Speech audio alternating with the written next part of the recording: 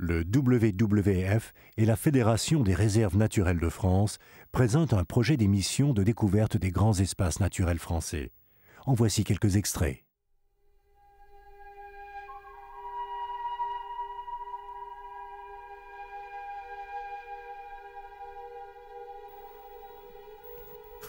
Cet homme avait un rêve. Découvrir de grands espaces naturels.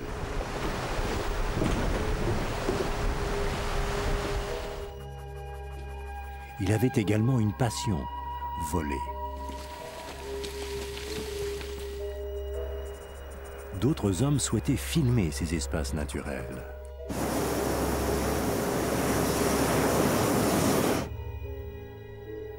Deux rêves, et ces hommes se sont rencontrés pour une même aventure.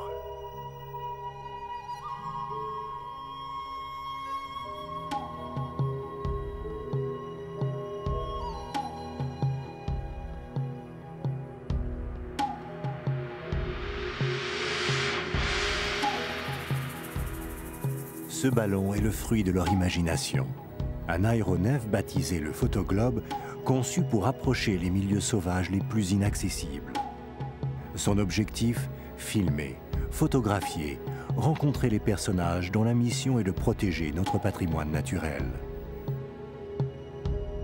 Notre ambition, vous faire découvrir les richesses de nos grands espaces français. Comprendre pourquoi ils méritent une attention et une protection particulière. Jean, notre pilote et concepteur du Photoglobe, vient à la rencontre d'Emmanuel Buis, directeur de la réserve naturelle des Gorges de l'Ardèche. Ça va? Alors, très bon voyage? Oui, super, tu peux prendre place à bord. Bon, tu sais, c'est mon baptême de l'air, hein? D'accord. Il sera notre guide pour ce premier vol de reconnaissance et de présentation du site. Le mousqueton, voilà. Surveillez, regarde toute la salle. Voilà. Tu peux mettre le casque. Le ballon va progressivement prendre de l'altitude pour observer les gorges, dont l'histoire de la formation remonte à 100 millions d'années.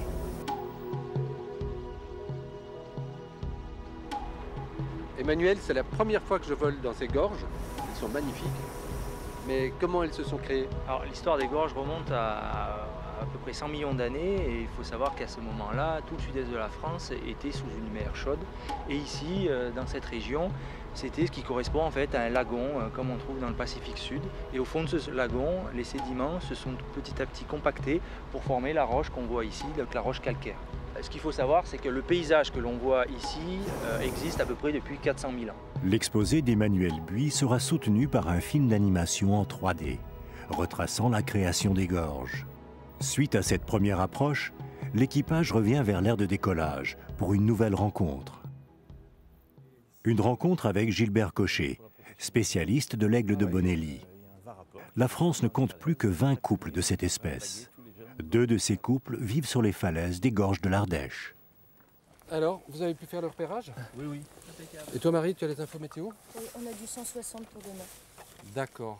Et tu me disais que les aigles sont où ça? Alors, les deux couples d'aigles de Bonelli sont l'un à Gau et l'autre à Gournier. D'accord.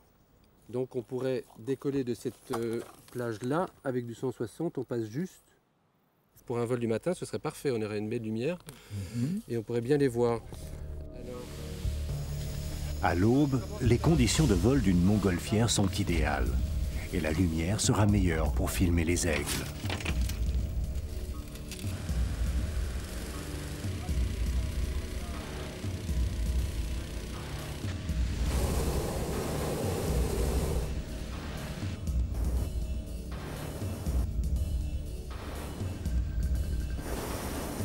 Gilbert Cochet dirige le vol vers les aires de nidification.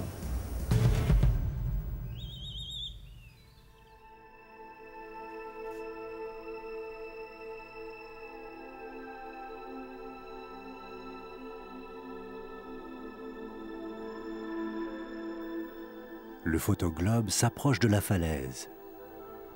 Il restera à une distance raisonnable pour ne pas déranger les rapaces. Cette année, l'un des couples a donné vie à 2 aiglons.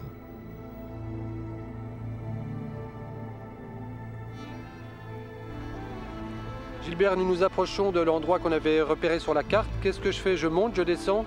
Non, non, c'est bon, écoute, on va rester par là. Mais on ne va pas s'approcher plus, hein. On va rester à distance, voilà, pour ne pas le gêner.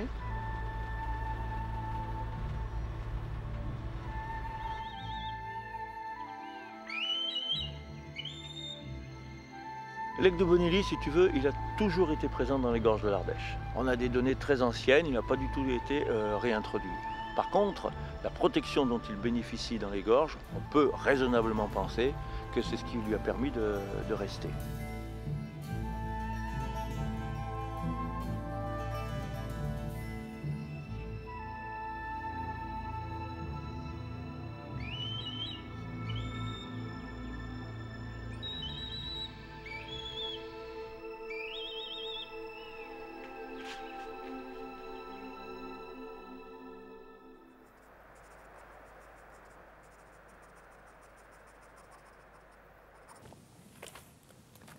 Ah salut Jean. Bonjour Olivier. Ça va? T'es pas en train de voler?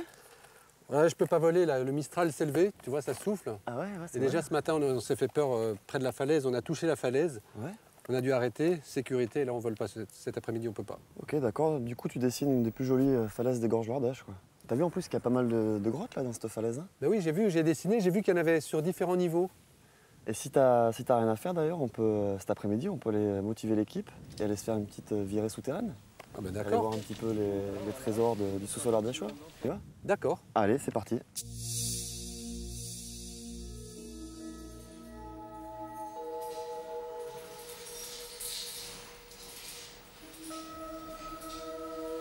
Bon, on va pouvoir allumer les phares. On est arrivé. Plus de 400 grottes sont actuellement recensées dans les gorges de l'Ardèche. Il y a des millions d'années, les sédiments déposés au fond du lagon ont formé cette roche calcaire. Alors ces concrétions, c'est super simple, hein, leur formation. C'est une belle histoire entre l'eau et la roche calcaire qui nous entoure. C'est tout simplement l'eau de pluie, donc elle arrive à la surface du sol, elle va s'infiltrer dans les fissures et il se trouve que cette eau elle est corrosive, c'est-à-dire qu'elle va attaquer, grignoter le calcaire et se charger de calcaire en fait. Donc dès qu'elle arrive par contre au plafond de ces grandes salles, eh bien, elle va ruisseler doucement, elle va suinter sur les parois et au fil de ce suintement, elle va déposer doucement le calcaire qu'elle a à l'intérieur d'elle-même. Et donc, au bout de 1000, 10 000, plusieurs dizaines de milliers d'années, elle va former cet ensemble que l'on a sous les yeux. Magnifique.